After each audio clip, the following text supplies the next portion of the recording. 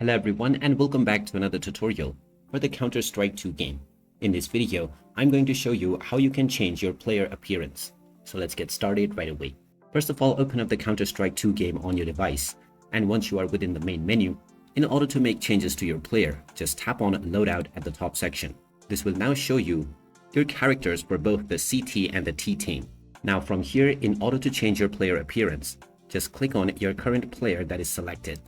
This will now show you various different agents or players that you can choose from.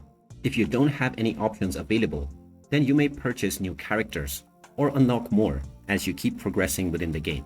You also have the options to change the items that is used by your player and also equip various other items. Now since you have two different players, one for the CT and the other for the T team, you can make changes for both these characters. After making your desired change, you can simply go back to the main menu and all of your changes will be saved right away.